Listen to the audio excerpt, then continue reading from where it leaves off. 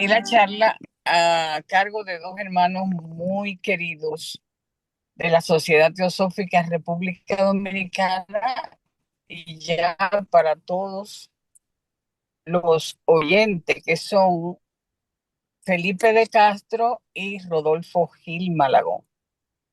Eh, Adelante, Chuy, con la invocación y después presentaremos a los dos hermanos.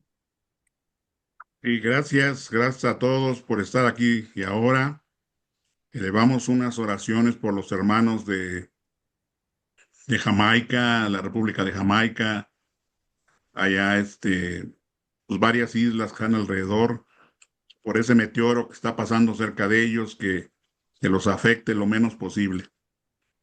Y les pido de favor que pongan su mente tranquila, su cuerpo tranquilo también, bien sentados, con los pies bien puestos en la tierra. Y me acompañen con esta invocación. Oh vida oculta que vibras en cada átomo. Oh luz oculta que brillas en cada criatura. Oh amor oculto que todo lo abarcas en la unidad. Que cada ser que se sienta uno contigo sepa, por lo tanto, que es uno con todos los demás. Paz, paz, paz a todos los seres. Gracias por estar aquí y ahora. Gracias, Chuy, por la invitación, la invocación. Hoy, 26 de octubre, la Federación Teosófica recibe a todos los hermanos con un cariño muy especial. Tendremos la charla del 26 de octubre de dos hermanos muy comprometidos de República Dominicana con la teosofía. Esta charla es un tema sumamente interesante al que el hermano Rodolfo le ha puesto un interés sumamente alto para traernos entre ellos dos y Felipe también una información que es muy poco investigada para la gran masa de los estudiantes de teosofía. Esta charla lleva por título El anillo no se pasa y los centros layas, su vínculo con los líticas. Esta es una charla bien, bien interesante, a la que debemos poner una atención especial para darnos cuenta de cosas que no todo estudiante de teosofía la investiga. ¿Quiénes son Felipe de Castro y Rodolfo Gil? Son dos hermanos, como le dije anteriormente, muy dedicados al trabajo de investigación de la Sociedad Teosófica. Felipe de Castro es el presidente de la logia ADMA en República Dominicana. Un hermano dedicado a llevar esa logia a sus conocimientos, tratar de aglutinar los hermanos para dar la instrucción siempre que sea posible. Trabaja enormemente con dos programas de, de teosofía intermedia y teosofía avanzada. ¿Quién es el hermano Rodolfo Gil? Un hermano dedicado al cuidado de los campesinos, orientándolos para que su fruto y su trabajo sean valorizados por los compradores de productos. Es algo que él lo hace de corazón.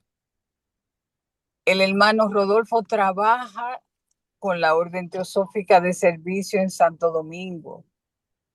Es una persona que ha dedicado su vida teosófica a dar un paso más siempre con un amor para la investigación increíble, para después ponerlo al servicio de todos nosotros.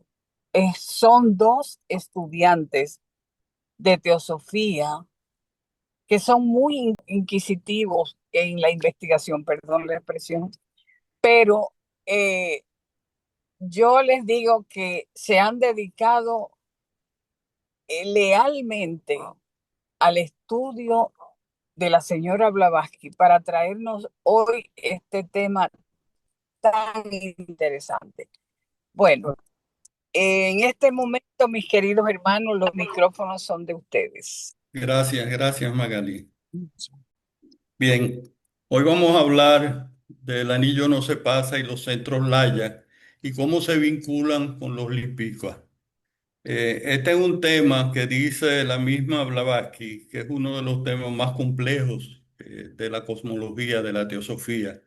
Entonces, pero vamos a dar inicio de inmediato. Segundo, que tengo que mostrar la vista al moderador porque tengo algunas notas que después las voy a presentar. Bien, nos hacemos una pregunta. ¿Es el universo una inmensa variedad de cosas separadas al azar? ¿O es una red de cosas separadas, organizadas e interrelacionadas que forman un todo coherente, una unidad? La respuesta es que el universo es una red de cosas organizadas y todas forman con coherencia una sola unidad. O sea, todo está unido. Si asumimos esto y lo tenemos presente, siempre que veamos cosas o ideas separadas, nuestra mente comenzará a buscar las relaciones vinculantes. Todo en el universo está vinculado. Entonces, teniendo esto en cuenta, con las otras preguntas que vamos a tratar de contestar en la presentación, es la relación entre los centros Laya y el anillo no se pasa y cómo estos conceptos se vinculan con los Lipika. ¿Cómo se relacionan estos con la meditación? Vamos a verlo también. Las próximas páginas intentaremos dar respuesta a estas preguntas y vamos a presentar las realidades en las distintas acepciones explicadas por distintos teósofos, entre ellos Blavatsky, George Buruker, Barbolka, Besan y Leadbeater. Vamos a identificar lo que escribieron ellos, entre comillas, y nuestros comentarios en letras cursivas. Esperamos que lo aquí expresado les sirva de guía a todos para la comprensión de estos temas y como un incentivo para seguir investigando. Comenzamos con la vibración. Es la fuente de todas las cosas visibles e invisibles. El universo es manifestado por medio de la vibración, es mantenido por medio de la vibración y en el momento del pralaya o disolución es destruido por medio de la vibración. El sonido, vibración, se reconoce como la fuente de todas las cosas visibles e invisibles. Esto lo escribió el doctor Taimni. Para un cristiano, las siguientes palabras son muy familiares. En el principio era el verbo y el verbo era con Dios y el verbo era Dios. Lo vemos en la Biblia. También encontramos un equivalente en el Rig Veda, que dice en él con quien era el verbo, y el verbo era verdaderamente el supremo Brahman. Nada está quieto, todo se mueve, todo vibra, el Kybalión. Vemos como las distintas religiones y filosofías separadas en el tiempo y el espacio nos hablan de la vibración como el aspecto fundamental del universo. Vamos a definir lo que es la vibración. Es la propagación de ondas de energía y se manifiesta como una oscilación, una onda que se desplaza como movimiento repetitivo. La vibración tiene distintas características, aunque podemos mencionar tres propiedades básicas. Una es la frecuencia, que es la cantidad de veces que oscila, que sube y que baja una onda de energía durante un segundo, y se mide en hercios o hertz. Por ejemplo, una frecuencia de 500 hercios significa que un evento ocurre 500 veces cada segundo. Cada objeto, pensamiento y emoción tiene su propia frecuencia vibratoria. Es importante recordar esto, que cada objeto, pensamiento y emoción tiene su propia frecuencia vibratoria. El número 2 es la longitud de onda. Es la distancia entre las crestas o entre los valles. En el dibujo observamos dos tipos de onda, frecuencia baja con onda larga y frecuencia alta con ondas cortas.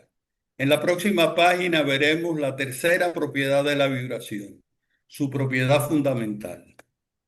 Y esta es la resonancia.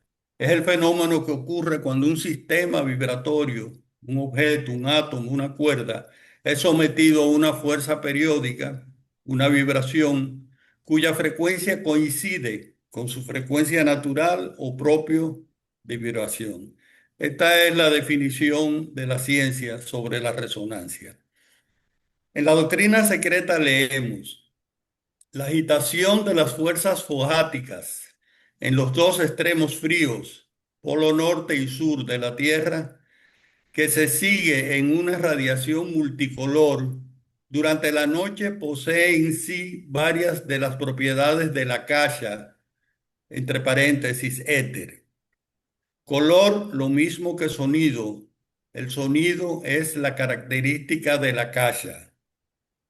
Él genera el aire, cuya propiedad es el tacto, el cual por fricción se convierte en productor de color y de luz.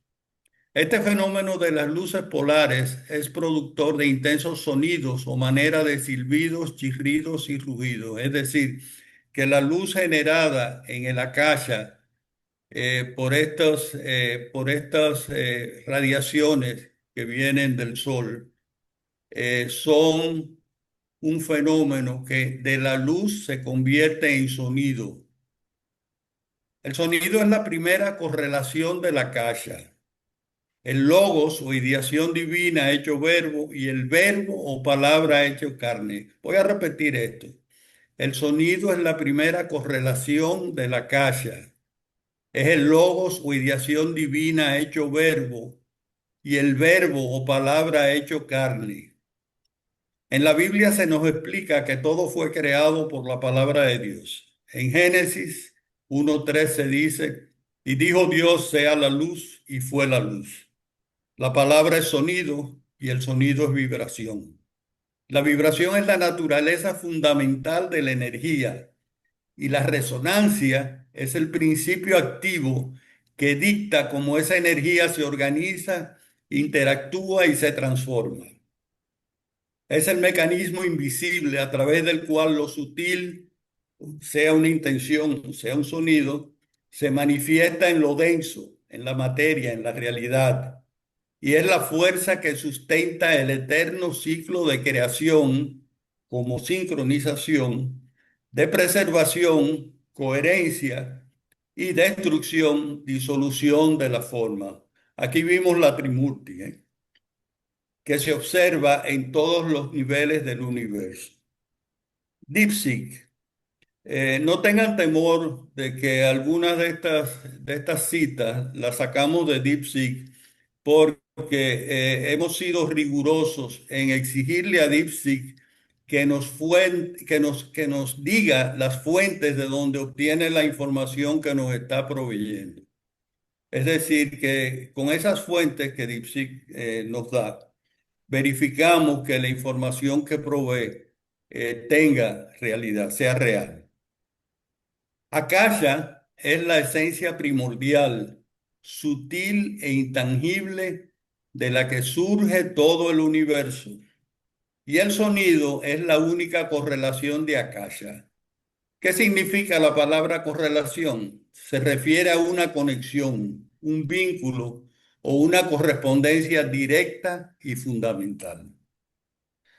El sonido es un atributo de la akasha, pero si no podemos conocer cosa alguna en el plano akáshico, ¿en qué plano reconoceremos el sonido? ¿En qué plano se produce el sonido por el contacto físico de los cuerpos? Hay sonidos en 7 planos y es el plano físico uno de ellos. Esta es una pregunta que la contesta Blavatsky, está en la página 174 y 175 del tomo 6 de la Doctrina Secreta. La respuesta de Blavatsky es: el plano físico es uno de ellos. No podéis ver el akasha, pero podéis sentirlo desde el cuarto sendero. No podéis tener plena conciencia de él y sin embargo podéis sentirlo. El akasha es la raíz de la manifestación de todos los sonidos. El sonido es la expresión y manifestación de lo que está tras él y engendra muchas correlaciones. La naturaleza toda es una caja de resonancia, o mejor dicho, el akasha es la caja de resonancia de la naturaleza. Es la divinidad, la vida una, la existencia una. El sonido no tiene límites. HPV decía que un golpe dado con un lápiz sobre una mesa repercutía en todo el universo. La partícula perturbada por el golpe destruye algo que se transmuta en otro algo, pero ello es eterno en los nidanas que produce. Los nidanas son las causaciones. Todos los sones del mundo físico han de producirse antes necesariamente en el plano astral y más antes aún en el plano akáshico. Akasha es la caja de resonancia de la naturaleza, vuelvo y repito. Akasha es el campo donde todo lo que existe toma forma. Podemos ver la correspondencia entre Akasha y los campos mórficos, incluyendo la resonancia mórfica descrita por el científico Rupert Sheldrake.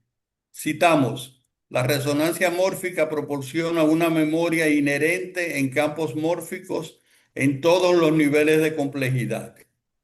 Cualquier sistema mórfico dado, digamos el de una ardilla, sintoniza con sistemas similares anteriores, en este caso ardillas anteriores de su especie. A través de este proceso, cada ardilla individual se basa en y a su vez contribuye a una memoria colectiva o agrupada de su tipo. Esta resonancia no solo incluye la memoria colectiva, sino las mismas formas, en este caso las formas que identificamos como ardillas. Este resumen y el ejemplo dado no sustituye la hipótesis detallada de Sheldrake, por lo que recomendamos que vayan directamente a las fuentes. En internet las van a encontrar, ¿eh?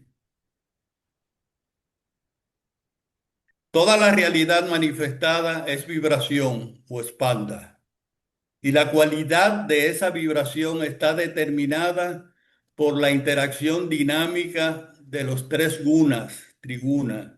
Aquí vemos otra relación establecida entre los temas que vamos a tratar y los tres gunas.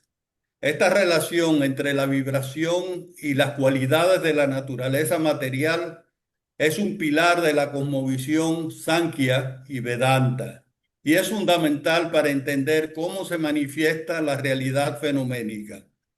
El sattva es vibración pura, alta frecuencia, armónica y luminosa, corresponde a la claridad, la inteligencia y la paz. Rajas es la vibración activa, media frecuencia, móvil y pasión, corresponde al movimiento, la acción y el deseo. Tamas, vibración densa, baja frecuencia, inercial y oscura, corresponde a la estabilidad, la materia y la ignorancia. La materia no es más que tamas predominante. La energía es rajas en acción y la información o conciencia pura que da forma es sattva. En Dipsik, los textos citados son los tres gunas, Sankhya Karika de Ishvara Krishna, el 11 y 12. Este texto es el fundacional de la filosofía Sankhya y en el Bhagavad Gita 7:12, 14:5, 18:40, además en los Yoga Sutras de Patanjali y en la ciencia del yoga de Taimni. Estas son las citas que verificamos la información que nos dio Dipsik. Seguimos. Brahma, Vishnu y Shiva son las tres deidades principales en la mitología hindú, representando la creación, preservación y destrucción del universo, respectivamente. La resonancia es su herramienta. Todo lo que existe, desde un planeta hasta un pensamiento, es energía vibratoria. La creación a cualquier nivel implica la organización de elementos en una estructura coherente. La resonancia es el principio que permite esta sincronización.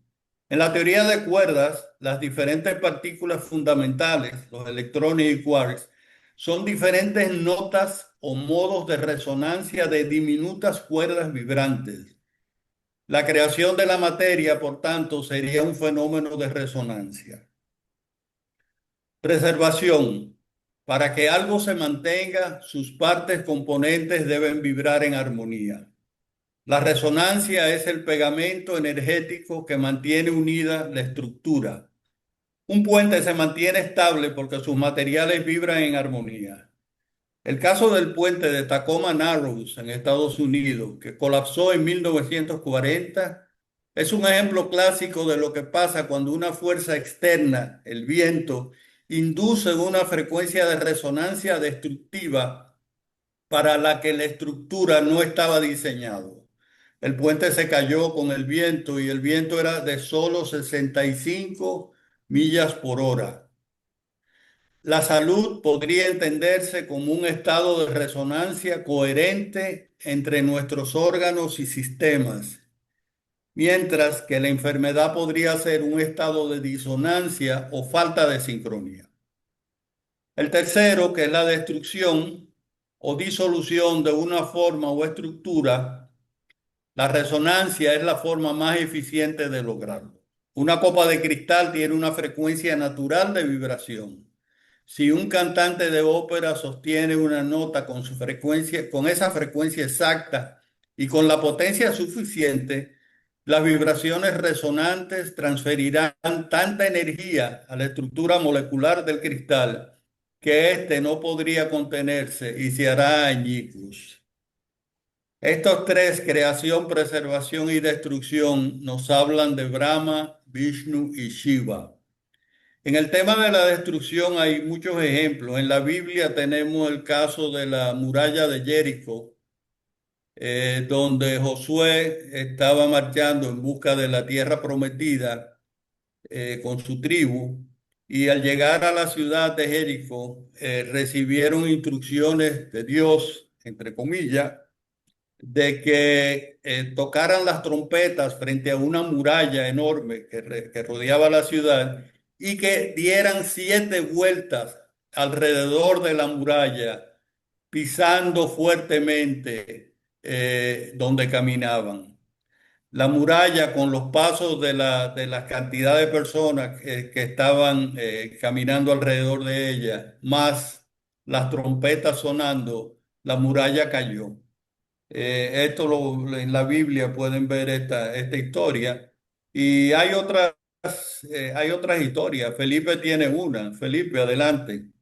Sí, tengo entendido que a los militares se le ha dicho que cuando cruzan un puente no pueden llevar la marcha que ellos llevan, la marcha militar, precisamente porque las vibraciones que produce esa marcha militar puede tumbar el puente. Entonces eso es algo que los militares cuando cruzan un puente van encaminando en forma desordenada. Bien, gracias, Felipe. Vamos a dejar ahora la vibración por un rato y vamos a pasar a describir los temas del título de la presentación. Las tres etapas de la existencia y el silencio. El aún es considerado la vibración sonora primordial porque es la frecuencia fundamental de la que emana toda la creación. Es el sonido del absoluto o Brahman manifestándose. La sílaba aún se descompone en 3 sonidos más un cuarto elemento. A representa el estado de vigilia o Jagrat. Es la creación, el principio, el sonido que se produce desde la parte posterior de la boca. Simboliza a Brahma, el creador. La U representa el estado de sueño con ensueños. Swapna es la preservación, la energía que se mueve hacia adelante en la boca. Simboliza a Vishnu, el preservador. La M representa el estado de sueño profundo o sushupti, que es la disolución, el sonido que se cierra en los labios.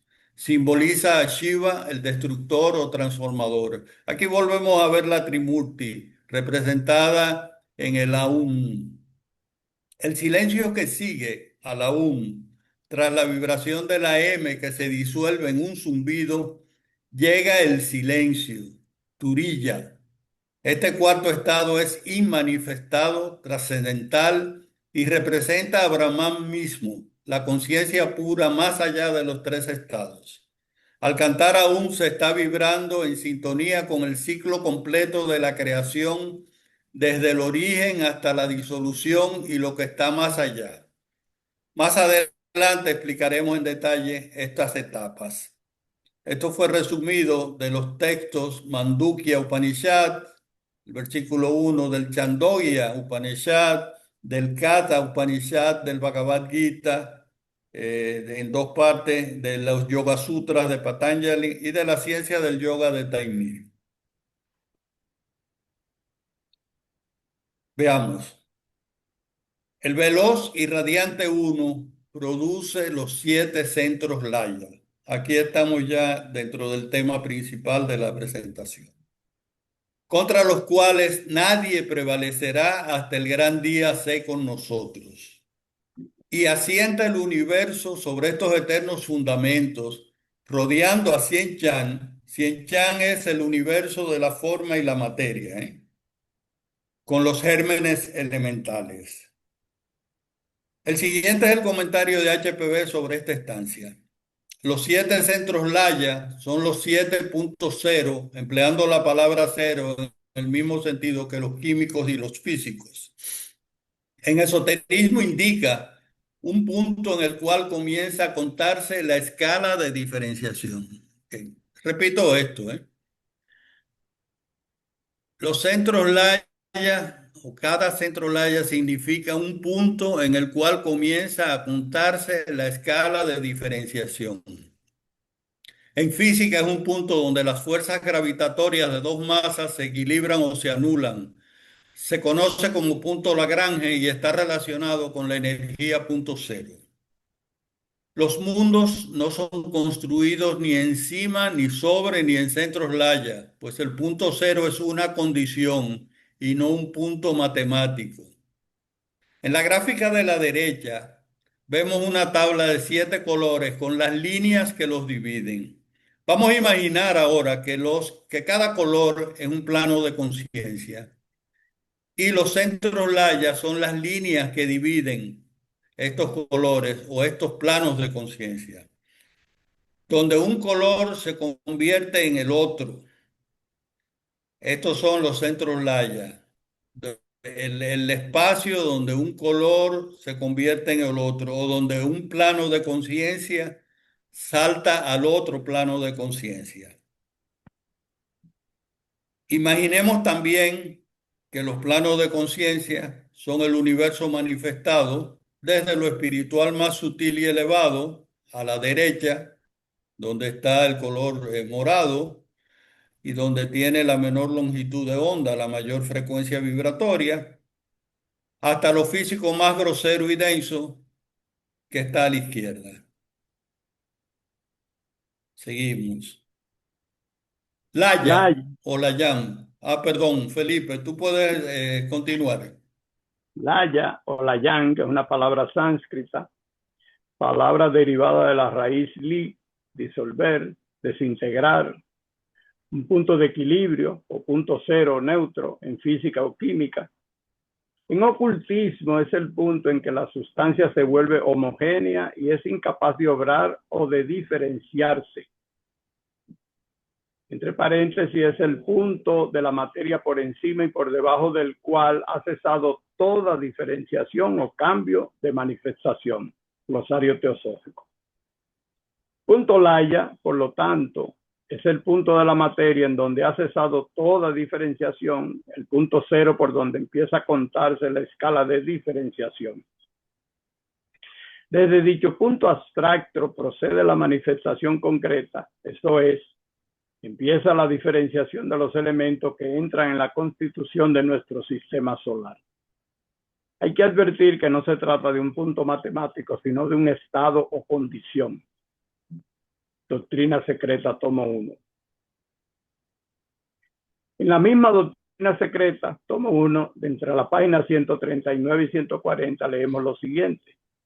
Cuando se dice que Fouad produce 7 centros layas, entre comillas, significa que para propósitos formativos o creadores, la gran ley detiene, o más bien modifica su movimiento perpetuo en 7 puntos invisibles dentro del área del universo manifestado. El gran aliento hace en el espacio 7 agujeros en laya para hacerle girar circularmente durante el Manvantara, dice el catecismo oculto. Un centro neutral es, en un aspecto, el punto límite de cualquier clase dada de sentidos. Así pues, imaginemos 2 planos consecutivos de materia, correspondiendo cada uno de ellos a una clase apropiada de órganos de percepción. Nos vemos obligados a admitir que entre estos 2 planos de materia tiene lugar una circulación incesante, y si seguimos a los átomos y moléculas, supongamos, del inferior en su transformación hacia arriba, llegarán estas a un punto pasado el cual se pondrán por completo fuera del alcance del orden de facultades de que hacemos uso en el plano inferior. De hecho, para nosotros, la materia del plano inferior se desvanece para nuestra percepción, o más bien pasa al plano superior, y el estado de materia correspondiente a un punto tal de transición debe ciertamente poseer propiedades especiales no fáciles de descubrir. 7 de estos centros neutrales son pues producidos por Fouad, el cual, como dice Milton, perfectos cimientos son establecidos para sobre ellos construir. En el texto de la doctrina secreta, la frase de Milton está inconclusa, pero podemos completarla agregándole construir los distintos planos de manifestación. De esto es que se trata. Dice Gottfried de Furucker, en Fundamentos de la Filosofía Esotérica, en su libro La aventura de un átomo, en la página 58, nos dice lo siguiente. Un centro Laya es un punto de desaparición, el punto místico donde un objeto desaparece de un plano, si se quiere, y sigue adelante para reaparecer en otro plano.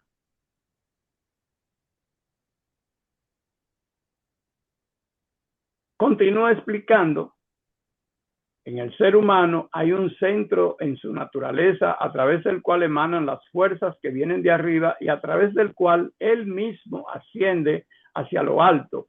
Y ese centro es el centro Laya de su naturaleza interna. Estamos hablando del puente Antakarana. Es un canal, el centro neutral, a través del cual pasa la conciencia, y el centro de esa conciencia es la mónada. Y es esta, cuando pasa de un plano de conciencia a otro, lo hace a través de un centro Laya. Es un centro en sustancia homogénea. El Sol en su núcleo es un centro Laya. Cada planeta en su punto central tiene un centro Laya, su corazón, o el centro de magma. Aquí vemos que los centros Laya son un concepto que se repite en diferentes niveles y planos, desde las escalas cósmicas, como los 7 agujeros en Laya que el gran aliento hace en el espacio, hasta las escalas planetarias y humanas, como vimos en la página 11, y citamos, imaginemos 2 planos consecutivos de materia, correspondiendo cada uno de ellos a una clase apropiada de órganos de percepción. Correcto. Ese comentario de Felipe de que este canal, el centro neutral que tenemos los humanos, es el Antakarana, es el comentario más apropiado para describir cómo se conecta el yo inferior con el yo superior. Es a través de la mente inferior, del manas inferior. Y cuando un ser humano desarrolla ese canal, desarrolla ese puente, establece una conexión directa con los planos superiores. Es interesantísimo el tema, el concepto que nos presenta Blavatsky, que nos presenta, perdón, Puruker en La aventura de un átomo. Agrégale, Rodolfo, que ese Sí, centro Laya no es una cosa fija y estática, sino que nosotros los humanos podemos moverlo en un problema de conciencia más que nada. sí, correcto, correcto. Además, nosotros nos movemos entre un plano y otro permanentemente. O cuando tenemos acceso a planos superiores, estamos en los planos inferiores en la vida diaria y después en los en los planos superiores o cuando tenemos el acceso a ellos. Fluctuamos entre planos nosotros. Déjame El decir. anillo, el anillo no se pasa, o el ring pass not, término profundamente místico y sugerente que significa el círculo, los límites o las fronteras dentro de los cuales está contenida la conciencia de aquellos que todavía están bajo el dominio de la ilusión de la separación. Y esto se aplica ya sea que el anillo sea grande o pequeño. No significa ninguna ocasión o condición especial, sino que es un término general aplicable a cualquier estado en que una entidad, habiendo alcanzado una cierta etapa de crecimiento evolutivo del desarrollo de la conciencia, se encuentra incapaz de pasar a un estado aún más elevado por algún engaño o ilusión bajo la cual la conciencia está trabajando, ya sea mental o espiritual. Hay consecuentemente un anillo de no pasar para cada globo de la cadena planetaria, un anillo de no pasar para la cadena planetaria misma, un anillo de no pasar para el sistema solar, etcétera, etcétera. Son las entidades que trabajan bajo el engaño o la ilusión quienes, por lo tanto, en realidad crean sus propios anillos de no se pasa, porque esto no son fronteras materiales, entitativas, reales, sino límites de conciencia. Y eso está en el glosario oculto de Gottfried de Purucker. Es interesante que tengan pendiente que la meditación permite que un ser humano pase el anillo no se pasa a otro nivel de conciencia que será otro anillo de no se pasa. Es importante tener presente siempre en consideración que existen ciertos significados para cada símbolo. Astronómicamente, el anillo no se pasa significa una cosa y metafísicamente otra cosa muy distinta. Por lo tanto, podría ser posible que al usar la clave astronómica, el anillo puede referirse a un punto en el espacio. Gottfried de Purucker nos dice lo siguiente. Además, quizás se pueda decir con gran verdad que un anillo de no pasar es algo así como un centro laya espiritual o un punto de transmisión entre un plano y otro de conciencia. Los anillos de no pasar, como se dijo anteriormente, sin embargo, tienen que ver únicamente con fases o estados de conciencia. Y mantengan eso en mente, fases o estados de conciencia. Por ejemplo, el círculo prohibido para las bestias es la autoconciencia. Es decir, las bestias aún no han podido desarrollar su conciencia hasta el punto de la autoconciencia o la conciencia reflexiva, excepto un grado menor. Un perro, por ejemplo, situado en una habitación de la que desea salir, correrá hacia una puerta por la que está acostumbrado a salir y se quedará allí gimiendo para que le abran. Su conciencia reconoce el punto de salida, pero no ha desarrollado la actividad mental autoconsciente para abrir la puerta. Un impedimento general para la humanidad es su incapacidad para participar conscientemente en la autoconciencia espiritual. Bien. Las ondas que captan nuestros sentidos están entre los 2000 y 5000 hercios para el oído y desde 430 a los 770 terahercios para los colores. Un terahercio es igual a 10 a la doceava potencia de hercios, es decir, 1 millón de millones de hercios. En la escala métrica eso sería 1 billón de hercios. Hay un brinco enorme entre las ondas que captamos con los oídos y las ondas que son del espectro visible que captamos con los ojos. El oído y el ojo perciben respectivamente sonido y color. Cada sentido tiene sus propios límites de percepción, así que los rangos de frecuencia señalados más arriba son los anillos no se pasa de estos dos sentidos físicos. Un fenómeno estudiado por la ciencia es la sinestesia, que es una condición en la que los sentidos se mezclan. Las personas con sinestesia experimentan una percepción cruzada, ven colores al escuchar música o asocian números con colores específicos. Se define como una variación de percepción sensorial y es más común en artistas y personas creativas. De la misma forma, participamos en niveles de conciencia, a veces entremezclando unos con otros. Aunque veremos más adelante que el anillo no se pasa, son límites de nuestras conciencias individuales. Podemos hacer las analogías con los límites de los sentidos de cada especie, ya que grupalmente las distintas especies tienen límites para percibir el exterior. Perdón. Las longitudes de ondas más largas, hasta ahora descubiertas, no se indican en el dibujo de la derecha.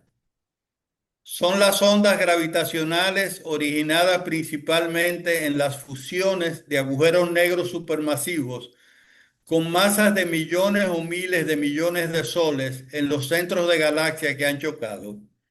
Estas ondas son del tamaño de la distancia de la Tierra al Sol. En el primer segundo del Big Bang, se cree que se generaron ondas que posiblemente la longitud de estas sea mayor que el universo observable. La tecnología actual no permite confirmarla.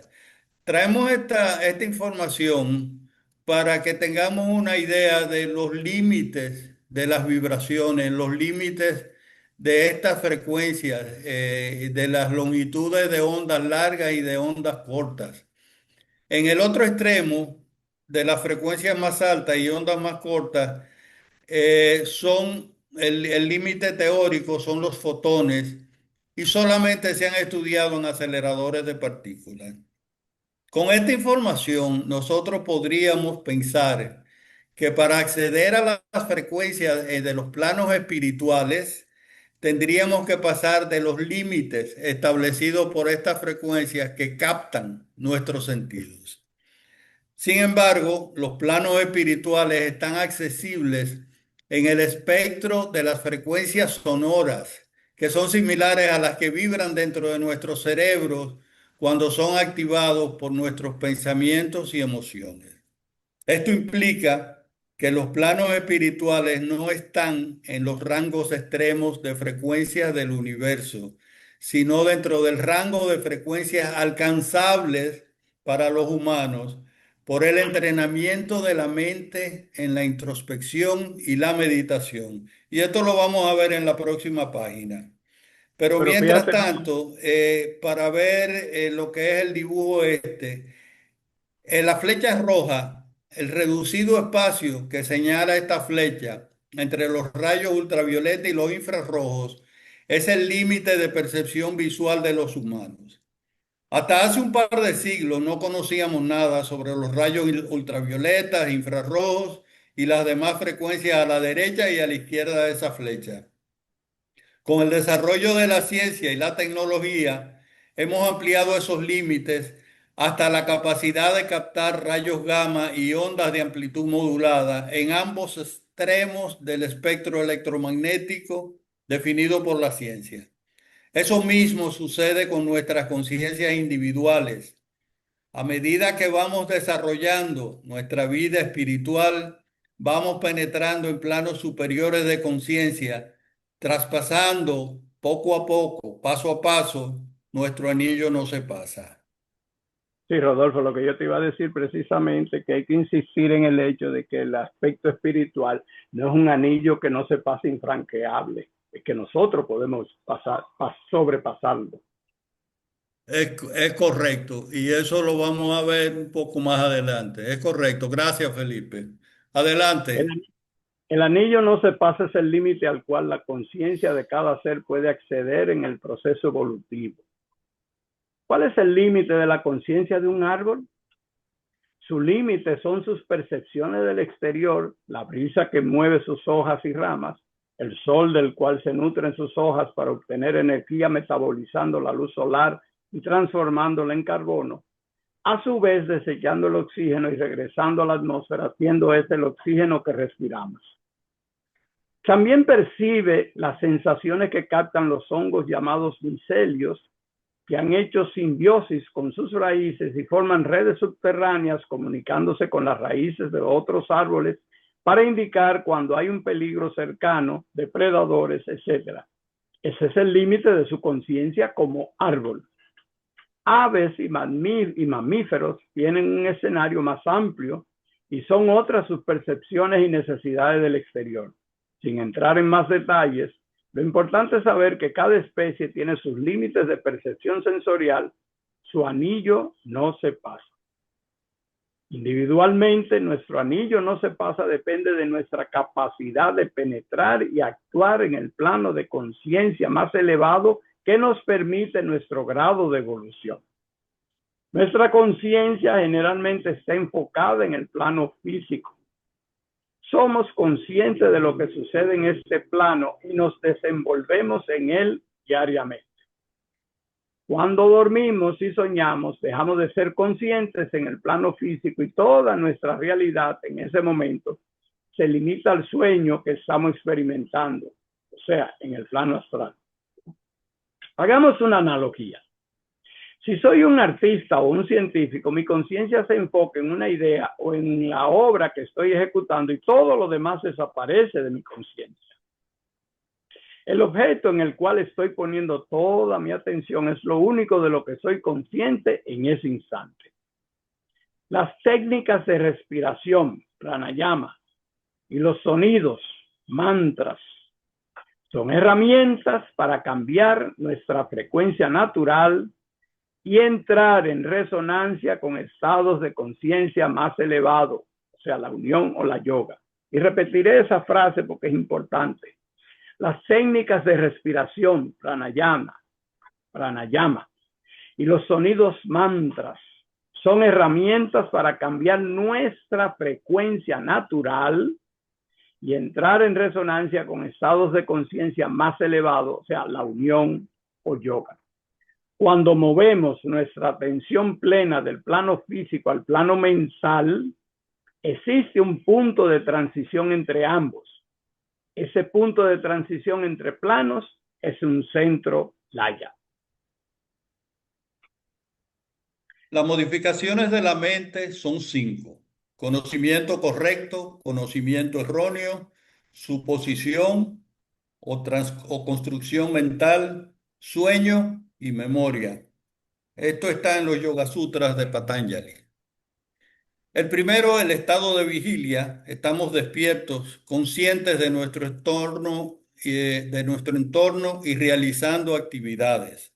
Predominan las ondas beta y gamma, cuyas frecuencias son ondas rápidas de baja amplitud de 12 a 30 hercios y de 30 a 100 hercios respectivamente, ambas asociadas a funciones cognitivas complejas. Las betas se generan cuando el cerebro está procesando activamente información del exterior, resolviendo problemas, tomando decisiones o manteniendo una conversación. Las gamma, cuando surgen diferentes áreas del cerebro, se sincronizan para realizar tareas cognitivas de alto nivel. como el aprendizaje y la resolución de problemas complejos. Se caracteriza por la atención focalizada en el mundo externo, procesamiento lógico y analítico y el estado de alerta, que puede ir desde la calma concentrada hasta la ansiedad. El segundo es el estado de relajación y meditación ligera. En este estado, que es el puente entre la vigilia y el sueño, o el estado inicial de muchas prácticas meditativas, las ondas predominantes son alfa, cuya frecuencia es de 8 a 12 Hz. Vemos que son ondas más lentas y de mayor amplitud que las beta, que aparecen cuando cerramos los ojos y relajamos la mente, desconectando de los estímulos externos. El tálamo, que actúa como una estación de relevo sensorial, reduce el flujo de información hacia la corteza, permitiendo que ésta entre en un estado de reposo en alerta. Aquí vemos cómo distintas estructuras del cerebro intervienen para contribuir en los estados meditativos. En la meditación se fomenta este estado al aquietar los pensamientos y dirigir la atención al interior, como la respiración, y se caracteriza por una sensación de cálida, de calma y paz interior. La mente en stand-by, sin un pensamiento dominante. Es la puerta de entrada al sueño y a estados meditativos más profundos. El 3 es el estado de sueño ligero, la fase 1 y 2 del sueño. Se inicia el ciclo del sueño. Es fácil despertarse en esta fase. Las ondas predominantes son teta, cuya frecuencia es de 4 a 8 Hz. Como vemos, en cada estado consecutivo, las ondas son más lentas. Este estado es la transición entre la vigilia y el sueño. Se tienen experiencias de imágenes o sensaciones breves y oníricas. El cuarto, el estado de sueño profundo, sueño de ondas lentas, es el sueño más reparador. Es difícil despertarse y si lo haces te sientes confundido. Las ondas predominantes son delta con frecuencia de 0.5 a 4 hercios. Son las ondas más lentas y de mayor amplitud registradas durante el sueño, estudiado por los científicos. El cerebro prácticamente se desconecta del mundo exterior. La liberación de factores de crecimiento y reducción del metabolismo cerebral permiten los procesos de restauración física. Las características de este estado son la reparación de tejidos y regeneración celular, consolidación de la memoria, hechos y eventos, fortalecimiento del sistema inmunológico y aparentemente no hay sueños en esta fase. Otro estado de sueño es el movimiento de oculares rápidos o REM, que es la fase donde soñamos de forma vívida. En este predominan las ondas teta y beta bajas. Aunque es un estado de sueño, el cerebro está muy activo. En este estado se procesan y asimilan las experiencias del día. Hay una recapitulación de lo que fue el día, nuestras actividades diurnas.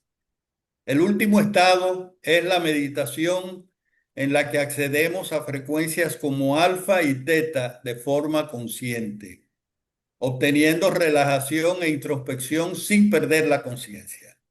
Al profundizar en la meditación, el cerebro pasa a las ondas delta, manteniendo plena conciencia.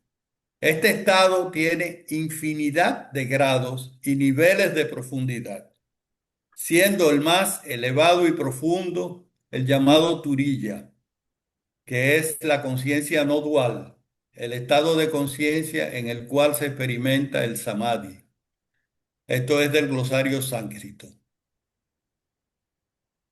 En el estado de Turiya se ralentiza la actividad cerebral y solo se experimenta la conciencia del ser. La metáfora del océano y las olas nos explica mejor este estado. La mente ordinaria es como la superficie del océano agitada por olas o pensamientos. En el sueño profundo, el océano se aplana por completo, pero no hay conciencia de ello. En Turiya, la superficie del océano está perfectamente en calma, cristalina y tranquila, pero con una conciencia plena y luminosa de esa calma.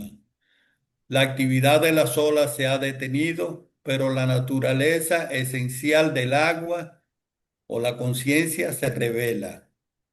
Esto es de Dipsych.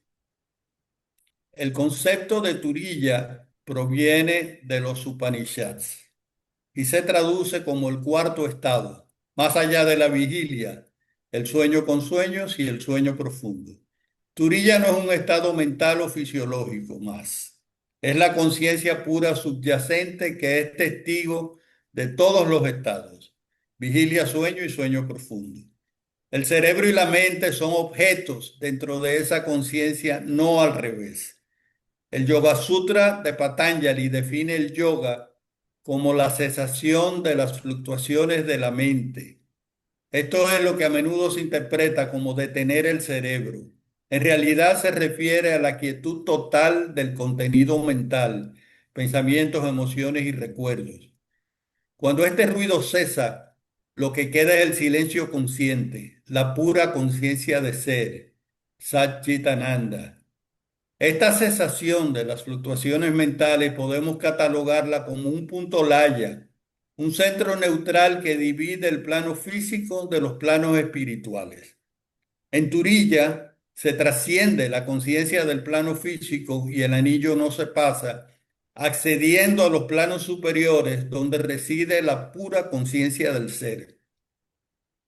Los puntos laya y el anillo no se pasa, se desvanecen y se retiran más allá del plano búdico donde reina la unidad, la no dualidad de la Advaita. Esto fue resumido de Dipsych y los textos citados son el Mandukya Upanishad, los versos 3 y 5, los versos 7, donde se define el cuarto estado, Turiya, en la joya suprema del discernimiento. Felipe. Los Lipika, que se describen en el comentario número 6 de la estancia 4, son los espíritus del universo, mientras que los constructores son únicamente nuestras propias deidades planetarias. Los primeros pertenecen a la parte más oculta de la cosmogénesis, acerca de la cual no se puede hablar aquí. Si los adeptos, aún los más elevados, conocen a este orden angélico en la plenitud de sus triples grados, o tan solo el inferior relacionado con los anales de nuestro mundo, cosa es que la escritora no puede decir, pero más bien se inclina a la última suposición. Acerca del grado más elevado, una sola cosa es lo que se enseña. Los Lipika se hayan relacionado con el karma, siendo sus registradores directos. Eso está en la Doctrina Secreta, tomo 1, página 122. La nota que viene ahí es la siguiente. El símbolo universal en la antigüedad del conocimiento sagrado y secreto era un árbol, lo cual significaba también una escritura o un registro. De aquí la palabra Lipika.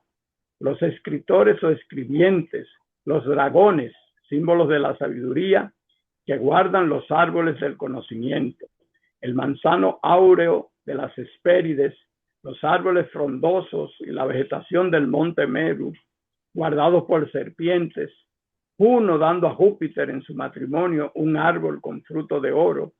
Es otra forma de Eva ofreciendo a Adán la manzana del árbol del conocimiento. Los Lipika, de la palabra lipi, escrito, significa literalmente los escribas. Místicamente estos seres divinos se hayan relacionado con karma, la ley de retribución, pues son los registradores o cronistas que imprimen en las tablillas invisibles para nosotros de la luz astral el gran museo de pintura de la eternidad. Un registro fiel de cada acción y aún de cada pensamiento del hombre, de todo cuanto era, es o será en el universo fenomenal. Como se dice en Isis sin velo, ese lienzo divino e invisible es el libro de la vida. Como los Lipika son los que desde la mente universal pasiva proyectan a la objetividad el plan ideal del universo, sobre el cual los constructores reconstruyen el cosmos después de cada pralaya, Son ellos los que sostienen el paralelo con los 7 ángeles de la presencia que los cristianos reconocen en los 7 espíritus planetarios o los espíritus de las estrellas, siendo así los amanuenses directos de la ideación eterna, o como la llama Platón, el pensamiento divino. Doctrina Secreta, tomo 1, página 98 y 99. Dice el texto, los Lipica proyectan desde la mente universal pasiva a la objetividad el plan ideal del universo, es decir, la ideación cósmica. Y sobre esta proyección, los constructores reconstruyen el cosmos después de cada pralaya. Esto significa que los Lipica no solo están relacionados con registrar los pensamientos, deseos y acciones de los hombres, sino que van mucho más allá.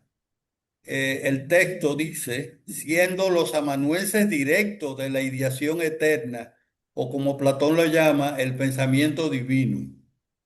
Por eso veremos en la próxima página que los Lipica son la única entidad que puede atravesar el anillo no se pasa sin restricciones. Seguimos. Ningún espíritu, excepto los registradores Lipica, han cruzado jamás la línea prohibida de ese anillo, ni la cruzará ninguno hasta el día del próximo pralaya, porque es la frontera que separa a lo finito, por infinito que sea a los ojos del hombre, de lo verdaderamente infinito. Eso está en la Doctrina Secreta, tomo 1, 126. Siempre que se habla de una entidad entre las diversas huestes, se debe decir que está compuesta de muchas entidades, tal como el hombre mismo está constituido de manera similar, siendo su conciencia total la de toda la masa de seres que componen su intricada vida. Eso está en el libro de William Q. George, Indicios Ocultos en la Doctrina Secreta, y se refiere a los miles y millones de viditas que tenemos nosotros en nuestro cuerpo. Según Annie Besant y C.W. Leadbeater, los Lipicas y los Maharajas o Devarajas son diferentes. Las grandes deidades kármicas del cosmos, Lipica, pesan los hechos de cada personalidad cuando se produce la separación final de sus principios al final de su vida astral, después de la segunda muerte, y dan como si fuera el molde de un doble etérico, exactamente adecuado a su karma para el próximo nacimiento del hombre. Pero son los Devarajas o Maharajas quienes, teniendo dominio de los elementos de los que debe estar compuesto ese doble etérico, disponen sus proporciones de manera que se cumpla exactamente la intención del Lipica. Annie Besant explica que una vez que los Maharajas reciben ese molde del doble etérico, eligen para su composición los elementos adecuados a las cualidades que se van a expresar a través de él, de modo que el doble etérico se convierte en un instrumento kármico adecuado para el ego reencarnante. Los Maharajas luego lo guiarán al país, raza, familia y entorno social apropiados para la elaboración del karma asignado al espécimen de vida particular en cuestión. Esto constituye lo que los hindúes llaman prarabdha karma, es decir, el que debe resolverse mediante la presente encarnación. Eso está en Wikiteosofía. Aquí establece una distinción entre los Lipica y los Maharajas. Los primeros fabrican el molde para el futuro renacimiento. Los últimos construyen la forma y la ubican en el ambiente que requiere en la próxima encarnación para su posterior evolución. Realmente también nos explica lo siguiente, algo que ha estado dando vuelta en mi mente, y con esta lectura uno llega a comprender. Sabemos que es Asma quien da la orden cuando uno está en el Devachan de que hay que encarnar de nuevo. Entonces se comienza el proceso de llamar a los átomos permanentes para construir eso. Pero los Lipica ya tienen creado o van creando, dependiendo del karma, ese doble etérico que vamos a tener. Y ya nosotros ahora sabemos que tenemos entonces ahora los de barajas o maharajas, que son los que ya buscan todos los elementos para conformar ese doble etérico que va a ser nuestro cuerpo físico también. Y entonces nos llevan a nosotros, a la raza, al país, etcétera, etcétera. O sea, fíjense cómo la ley del karma se va utilizando en diferentes, vamos a decir, niveles jerárquicos que van trabajando para nosotros, para crear un ser humano. Eso nos dice a nosotros algo muy importante, lo importante que somos los humanos, pero nos dice algo todavía más terrible, las veces que nosotros hemos desperdiciado encarnaciones. Solo eso. Gracias, Rodolfo. Gracias, Felipe. Bien, vamos a hacer el resumen de lo que hemos visto. El anillo no se pasa, tiene distintas interpretaciones, dependiendo del nivel de conciencia desde el cual se analice. Desde una perspectiva astronómica podría referirse a un punto en el espacio, mientras que metafísicamente representa un estado de conciencia. Recordemos que existen 7 significados para cada símbolo teosófico, incluyendo el anillo no se pasa y el punto laya. El anillo no se pasa puede manifestarse en diferentes niveles de existencia. Para los animales, la incapacidad de desarrollar autoconciencia es un ejemplo de un anillo no se pasa. Para la humanidad, la incapacidad de participar conscientemente en la autoconciencia espiritual representa un anillo de no se pasa. Cada ser tiene su propio anillo no se pasa, el cual se va ampliando a medida que se expande su conciencia. El anillo no se pasa se relaciona con la expansión de la conciencia. A medida que una entidad evoluciona y su conciencia se expande, puede trascender los límites del anillo y acceder a niveles superiores de existencia. Cada ser, desde el átomo hasta los dhyanis, posee un círculo que delimita su conciencia, reflejando el axioma de que como es arriba, es abajo. El punto laya es el punto de la materia en donde ha cesado toda diferenciación. El punto cero por donde empieza a contarse la escala de la diferenciación. Desde dicho punto abstracto procede la manifestación concreta. Esto es, empieza la diferenciación de los elementos que entran en la constitución de nuestro sistema solar. Hay que advertir que no se trata de un punto matemático, sino de un estado o condición. La relación entre el anillo no se pasa y el punto centro laya se puede describir como A, el anillo no se pasa, es un límite subjetivo definido por la propia conciencia del ser. Y el punto laya es un límite objetivo, un punto de transición en la materia-energía. La relación entre ambos conceptos reside en que el anillo no se pasa, delimita hasta qué punto la conciencia de un ser puede acercarse a un centro laya. Si la conciencia de un ser no ha evolucionado lo suficiente para comprender y experimentar un plano de manifestación superior, no podrá atravesar el centro laya que lo separa de ese plano.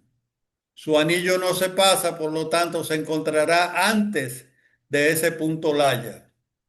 En un sentido metafórico, el anillo no se pasa representa el límite de la capacidad de un ser para despertar a una realidad más amplia, mientras que el punto laya representa el umbral hacia esa realidad.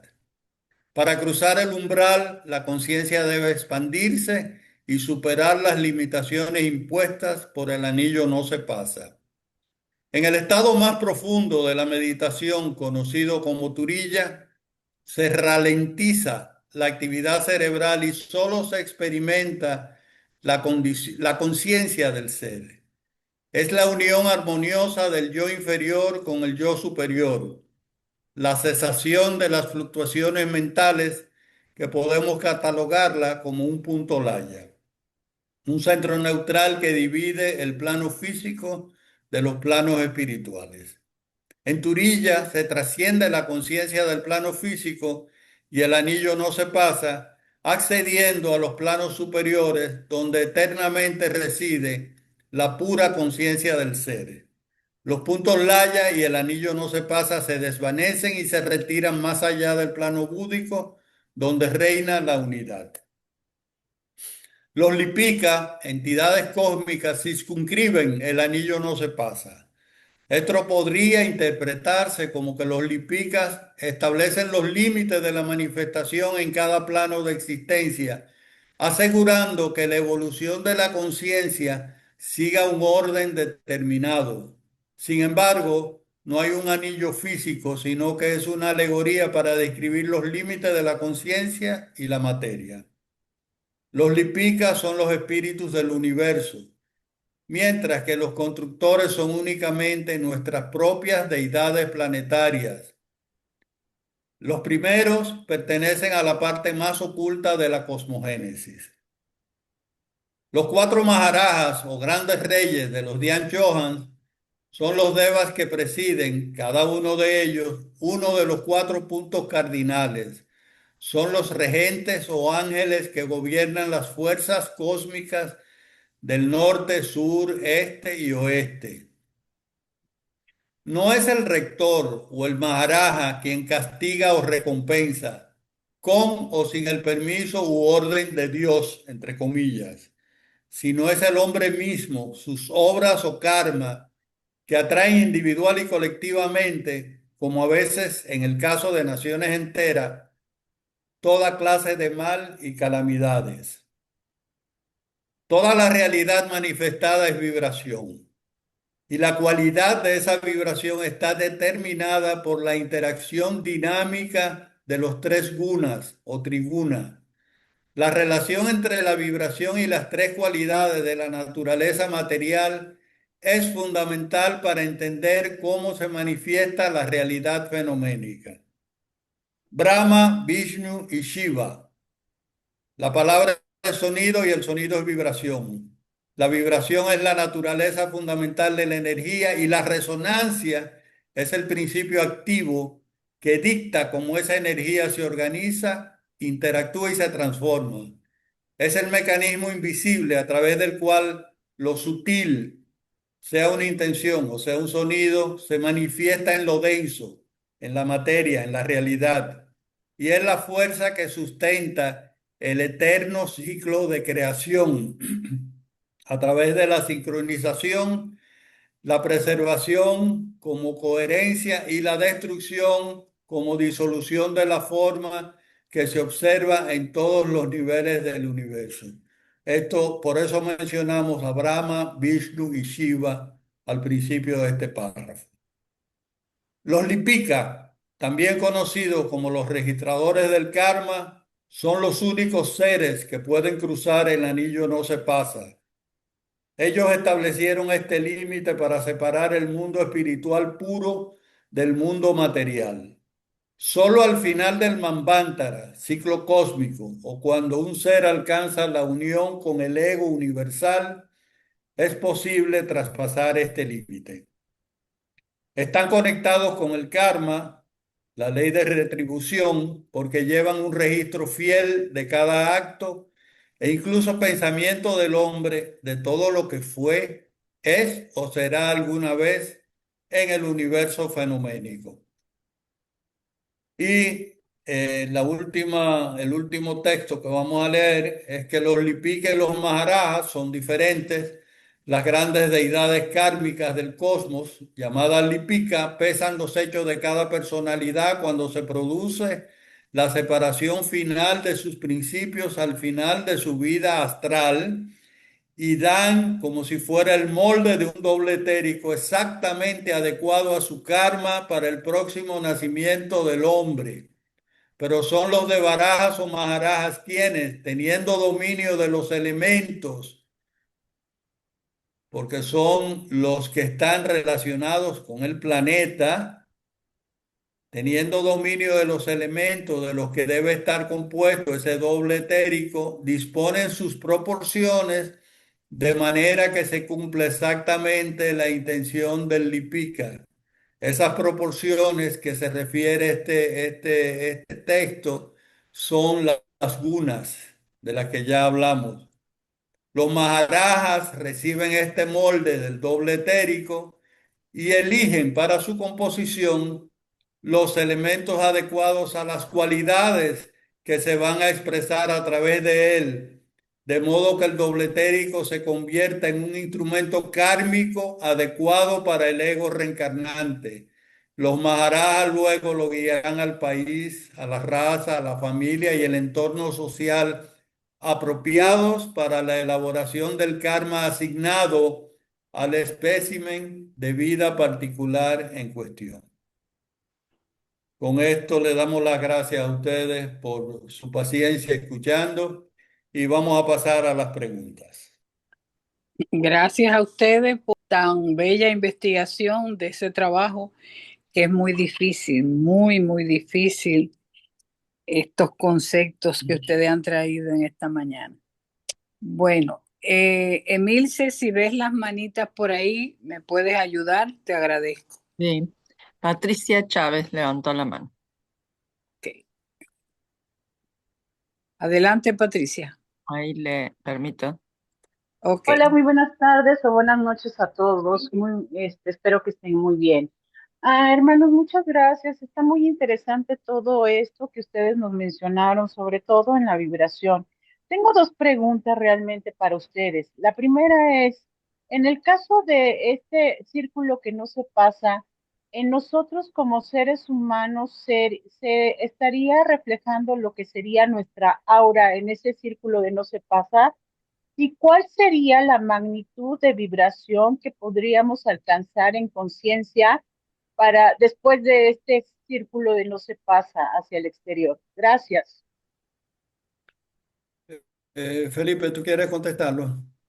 Sí, estoy pensando que cuando se habla del círculo no se pasa, no se está hablando de ninguna de los principios sextuples del ser humano.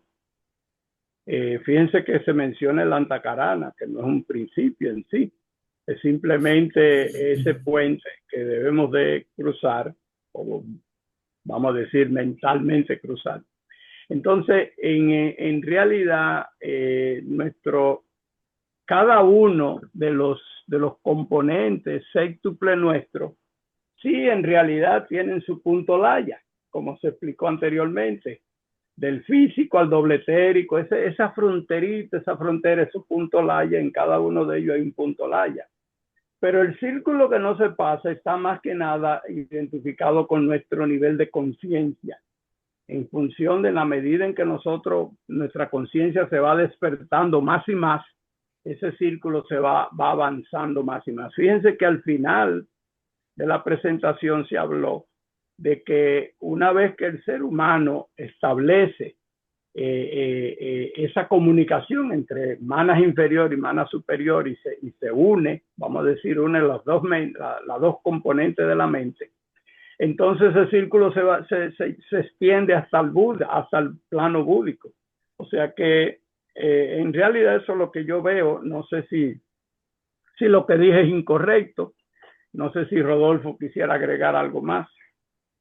Sí, con relación al aura, el aura individual de cada uno de nosotros está relacionada directamente con nuestra frecuencia vibratoria. ¿Cómo vibramos nosotros como individuos? Y esta vibración, o cómo resonamos nosotros dentro de esta vibración, va a depender de nuestro nivel de evolución. La vibración que tengo yo personalmente y la que genero en todos mis vehículos no es la misma vibración que tiene un monje budista que medita diariamente, que su vida está dedicada al servicio, etcétera, etcétera, etcétera. O sea, cada uno de nosotros tiene niveles distintos de vibración y de esos niveles va a depender el aura. Además de esos niveles, va a depender nuestro acceso a los planos superiores. Creo que con esto terminé de contestar la pregunta. Gracias, hermano. Gracias. Milce, por favor. Sí, Hernández estaba recién. A ver, Sí, Enrique Hernández. Adelante. ahí le abro. Gracias.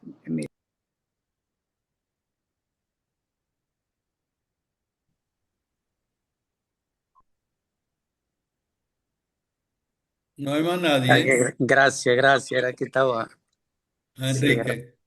cerrado el micrófono.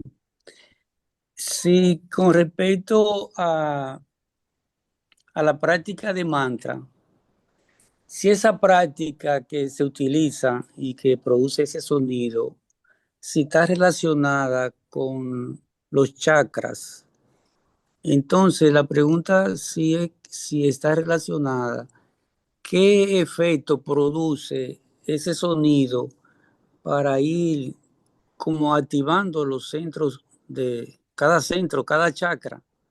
Si hay alguna relación entre ellos a través del mantra, para uno en verdad hacer un equilibrio y ir pudiendo, subiendo quizá a todos los centros del chakra. Mira, lo único que puedo contestar yo es que no debemos meditar pensando en los chakras.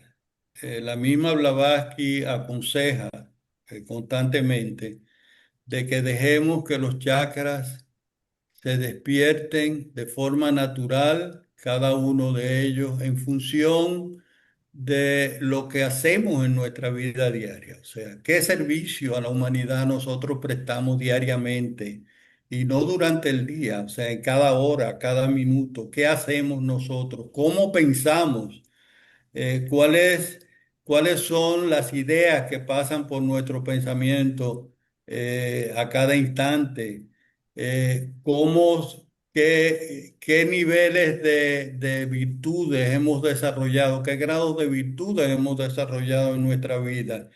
Y en función de eso, los chakras van a ir despertándose en el orden que tienen que despertarse y sin peligro para el cuerpo físico. Entonces, yo no me atrevo a decir que con este nivel de vibración vamos a despertar tal chakra y con este otro tal otro. Tratemos de alcanzar el nivel de Turilla en la meditación diaria. Vamos cada día progresando en el avance de la meditación y eventualmente los chakras irán haciendo su trabajo y despertándose como tienen que despertarse. Eso es lo único que te puedo decir, hermano Enrique. Pero hablando ya de una forma mecánica, en realidad es una vibración. Un mantra es una vibración. Una vibración va a producir un efecto siempre. Y los chakras también se mueven por vibraciones. Son parte vibratoria de nuestro sistema. Ahí entra la famosa redundancia. Pero como dice Rodolfo, vamos a dejar a ese muchachito tranquilo porque él puede irse a donde no tiene que irse y ese es el problema, es lo que dice Rodolfo. Vamos a seguir con otras preguntas. Gracias. Regina, ahí te abro. Gracias por la pregunta y por la respuesta. Emilce, la hermana que está pendiente. Georgina. Hola, Gracias. adelante. Bueno, hermano, ambos hermanos, para no omitir un nombre. Muchísimas gracias por esta conferencia. Me encantó mucho en relación a esta vibración y esa comparación o singularidad con la ley de vibración. Me pareció excelente y una explicación. De veras que fue un estudio increíble, ¿eh? Me gustó muchísimo. Agradecerles porque precisamente ayer estaba yo haciendo un pequeño ruido y un candelabro tenía unas 5 velas o algo así. Y por estar pegando, de repente botó una vela. Ahorita estaba yo relacionando todo lo que vosotros hablaron. muy interesantemente porque es ese golpeteo que di, ta, ta, ta, ta, plum, cuando de repente sentí, dije, ¡Ah! Santo Dios, ya voló la vela y no fue magia, ¿no? Digo, gracias porque hoy con esto y con lo que me pasó ayer, estuve mi cabecita dándole como ardilla, kira, kira, kira, enlazando todo el conocimiento y tratar de absorberlo como esponjita. Muchísimas gracias por toda esta conferencia que estuvo, híjole, increíble, ¿eh? Gracias. Eso que le pasó a su candelabro es la resonancia. La resonancia es la propiedad fundamental de la vibración. Y eso es lo que hacemos nosotros cuando accedemos a planos espirituales más altos, es que todos nuestros vehículos están resonando en la frecuencia de esos planos. Y esa es la idea, por eso insistimos mucho en el tema de la resonancia. Felipe también lo mencionó, así que muchísimas gracias por participar en esta presentación. Gracias, Eh, no, gracias, Emilce, y gracias, hermana, por la pregunta. Emilce, ¿tienes otra manita? Hay dos. Dani está adelante, creo, y después Sí, Enrique Joy. exacto. Bueno, adelante, Dani, por favor. Muy buenas tardes a todos. Muchas gracias a todos. Pero permítanme darle un abrazo a mis hermanos Felipe y Rodolfo. Ante todo, gracias. Muy agradecido. Yo tengo una pregunta, no sé si es pregunta, porque lo he estado buscando en varios sitios. Hablamos de los lípicas y los maharajas y tenemos la diferenciación, entendemos qué es a quién hace qué. Decimos que los maharajas tienen el trabajo de conseguir los elementos adecuados para la construcción del cuerpo que es devenir en el futuro, ¿verdad? Pero yo he notado, yo he buscado en otro sitio y veo que solamente hablan de 4 elementos, ¿verdad? La tierra, el agua, el sol, el aire, pero no me hablan del quinto elemento del ether. Y esto lo he buscado hasta en el libro de los muertos, en el bardo del devenir. ¿Qué pasa ahí? Sí, entiendo la construcción de los elementos físicos, del cuerpo físico, pero el cuerpo, el ether de nosotros no aparece en ningún sitio. ¿Alguien me podría dar una manita, por favor? Gracias, gracias. Lo que podríamos decir, por ejemplo, Rodolfo ha preparado una cantidad de trabajo sobre el átomo viviente y el átomo permanente, que son dos cosas diferentes realmente. Y nos dice que cuando un ser humano ya viene del Devachan, pues se llaman a esos átomos permanentes, que son átomos que nos han acompañado a nosotros desde nuestras primeras encarnaciones, y estamos hablando hace unos cuantos millones de años. Entonces, hay ese proceso, pero que nosotros descubrimos, o por lo menos Rodolfo, que es el gran investigador, ha descubierto esas pequeñas perlas de que los maharajas toman el doble etérico que crean los lipicas. Entonces, aquí hay un componente que ese doble etérico está en el plano etérico. Pero no lo mencionan en los otros libros, y es cierto lo que tú dices. Es en el primer sitio que nosotros vemos que hay alguien que sí utiliza y busca los elementos de ese doble etérico, que son esos maharajas. Entonces aquí ya nos están dando una clave nueva, que no la habíamos visto nosotros anteriormente. O sea, tanto todo lo que están oyendo esto, como Rodolfo y yo, estamos descubriendo, nosotros somos los primeros sorprendidos. No sé si Rodolfo quiere agregarle algo más. Sí, Dani, recordemos que los Lipica es una jerarquía, son huestes, ¿eh? No hay un Lipica individual, o sea, son huestes, son jerarquías. Es la segunda, son los segundos que se manifiestan. sea, los primeros son los Dian Chohan, los 7 primeros, los 7 primordiales. Y de los Dian Chohans emanan los Lipika, que es la jerarquía por debajo de los Dian Chohans. Entonces, los 4 Maharajas, según yo entiendo, no puedo confirmártelo, pero según yo entiendo, están al mismo nivel de los Lipika.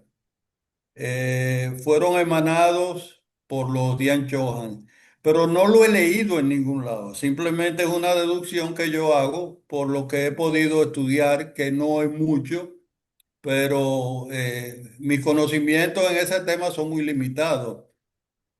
Por eso te recuerdo lo que dice Blavatsky, que son uno de los temas más profundos de la cosmología y que no hay mucho. La misma Magali dice, mira, de los Lipicas solo te puedo decir que son los señores del karma, punto, son los amanuenses de las acciones de los hombres y a eso se limitan.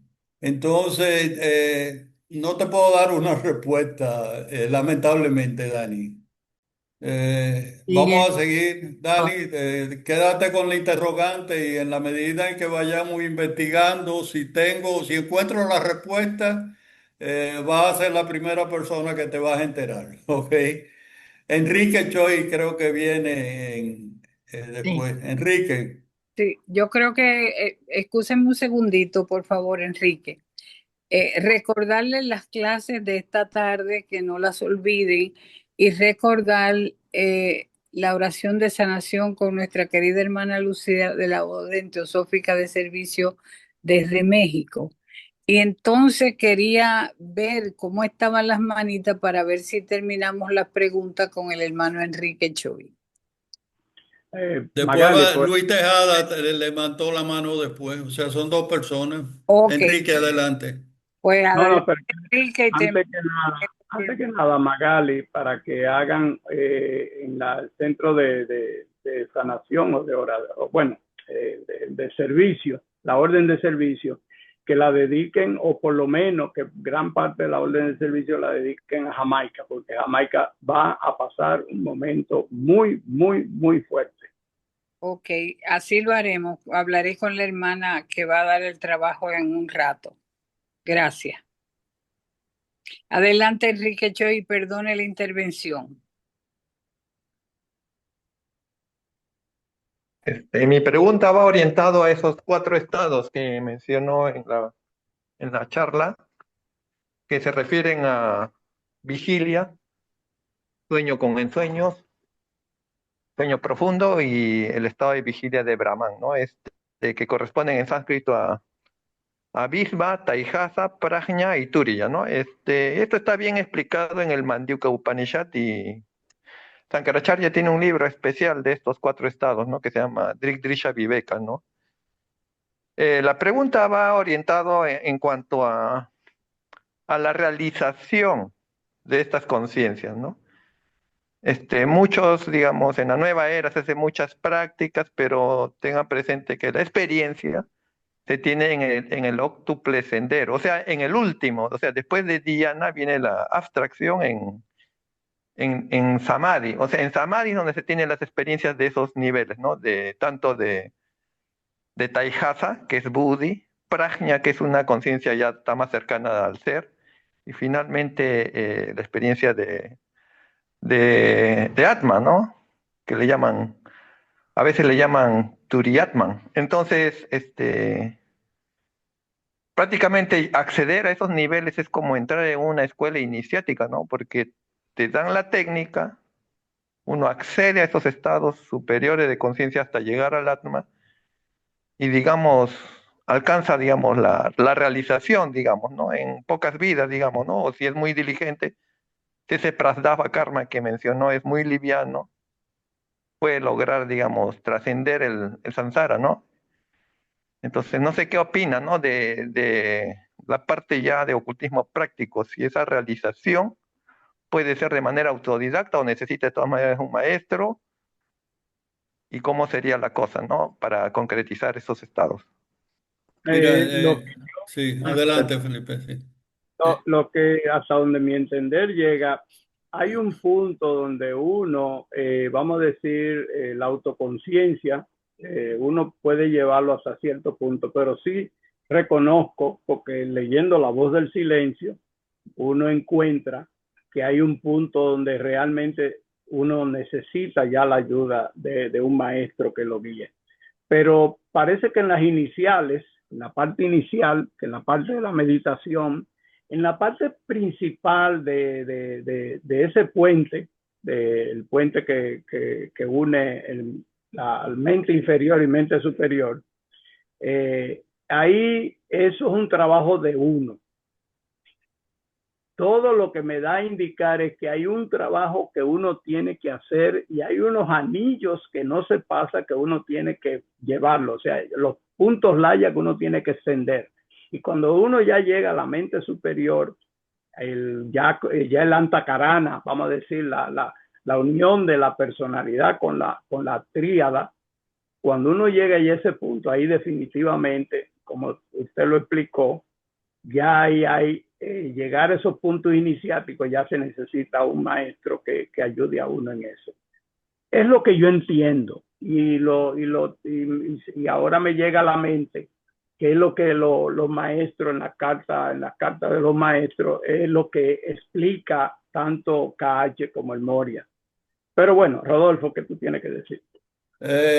Reconfirmo lo que tú acabas de decir. Hay un nivel de evolución donde necesitamos ya la ayuda de un maestro externo, de un gurú. Hasta ese punto, nosotros vamos guiados por nuestro yo superior, pero no podemos alcanzar el nivel de Turilla sin la ayuda de un maestro externo. Eso es lo que yo pienso también. Así que gracias, Enrique. Oye, Mira, se nos está terminando el tiempo. Rodolfo, Tenemos que a Luis Tejada y creo que Isaac Jauli quería decir algo. Luis hace rato, Tejada, por favor. perdona que no pueda marcar porque no aparezco. Este, tú dejaste abierta una respuesta sobre los 7 primordiales. Los Lipika emanan de la fuente de Mahat, la mente. Los 7, como junto con, primero son los 7 primordiales y después vienen los Lipika. Y después de los Lipika, el tercer nivel, los Manasaputras, Anishvatas y todos los que sabemos que dan la mente. Los Maharajas no están a la altura de los Lipikas, son jerarquías menores, vamos a decirlo así. Por lo menos en lo que estamos estudiando en la doctrina, en el antropogénesis. Si hay algo por ahí que no conocemos, bueno, habría que corregirlo.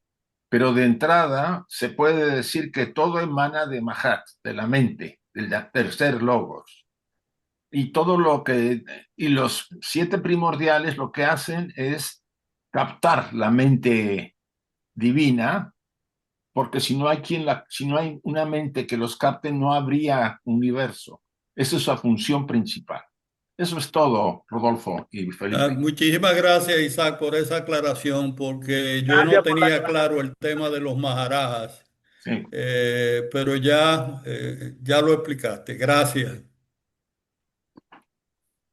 Luis Tejada, por favor. Muchas Eh, gracias, Rodolfo. Muchas gracias, Felipe. Muy esclarecedor, como siempre, sus exposiciones. Mi pregunta iba acerca de el destino que tiene un inmigrante. Hoy día que hay guerras donde obligan a tremendas cantidades de personas a emigrar de un país a otro. Y los maharajás, digamos, no solamente hacen el cuerpo, sino ubican a esta persona para el cumplimiento de su destino en un país, por decir. ¿Qué ocurre cuando estos señores se tienen que trasladar o es parte de la consideración que ellos ya tuvieron? Gracias. Mira, yo pienso que los Maharajas actúan para el renacimiento. Esas migraciones se deben al libre albedrío, a las condiciones que se encuentra la persona y no creo que tenga relación con los Maharajas. Simplemente es karma y la persona decide bajo su libre albedrío si se tienen que ir del país donde están viviendo, de su país natal, etcétera. No creo que debamos incluir o involucrar a los maharajas en ese tipo de decisiones. Esa Pero es mi sí, idea. sí, Rodolfo, hay personas que no es el libre albedrío, sino que son violentamente llevados a ese punto de que tienen que hacerlo por conservar su vida. Cada emigración es una experiencia. O sea, yo fui inmigrante en los años 60 y es una experiencia porque realmente saca uno del medio ambiente controlado, donde uno vive, la nación, el pueblo, la provincia, lo que sea, ese ambiente controlado, lo sacan a uno y lo ponen en un ambiente totalmente diferente. Y es, más que nada es para un aumento de conciencia. Yo lo que voy a decir es un poco arriesgado, pero yo lo veo siempre como una experiencia de aumentar la conciencia. Yo sé que la migración, cuando dice Rodolfo que es por tu propia decisión, no es nada, no es ningún problema, pero cuando es una forma obligada, porque el régimen donde tú te encuentres, tú no estás de acuerdo con ese régimen, o ese régimen no está de acuerdo contigo y te obliga a salir. Salir con una mano delante y otra detrás, como decimos los dominicanos, es muy difícil, es fuerte, pero es un proceso kármico y es una experiencia para una evolución, para desarrollar un avance evolutivo. Lo veo así, tal vez yo lo esté viendo muy mal, tal vez yo lo esté viendo aquí desde este apartamento muy cómodo donde estoy. Puede ser que sea una forma egoísta lo mío, pero es lo que yo creo. Muchas gracias. Y voy a cerrar lo que dijo Felipe. Cada efecto kármico es un proceso, es parte del proceso de la evolución. O sea, cada efecto kármico genera evolución. Así que muchísimas gracias. ¿Hay alguien más que quiera preguntar o contribuir con algo? Yo creo que yo creo que si no hay más manita, Emilce. Enrique Choi mantuvo la mano levantada. No sé si él quiere hacer otra pregunta o, bueno, si el hermano no tiene la pregunta, tal como les dije, es un tema muy fuerte, de mucha investigación. Los hermanos luchan por entrar a buscar respuesta en este trabajo que es muy fuerte, pero qué bueno que ellos tomaron la decisión de traernos ese proyecto, diría yo, porque hay que desarrollar mucho más y vamos estudiando y aprendiendo un poquito más de cada actividad, de cada vibración, de cada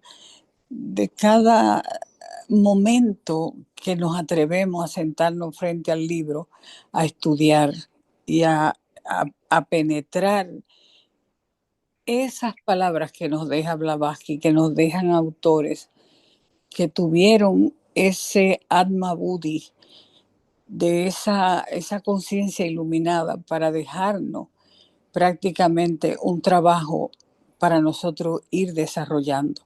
Mi gratitud a Rodolfo y a Felipe por traer ese tema, y a todos los que hicieron preguntas, porque abrieron la oportunidad de seguir escudriñando y extendiendo esta posibilidad de aprendizaje. Gracias a todos los asistentes por estar ahí, gracias al equipo de trabajo que con tanto amor se entrega todos los domingos a este servicio. La Federación se siente honrada al tenerlo cada domingo. Bendiciones para todos y una linda tarde. Gracias, hermano, por todo. Gracias, Emil. Gracias. Muchas gracias a todos. Gracias a todos.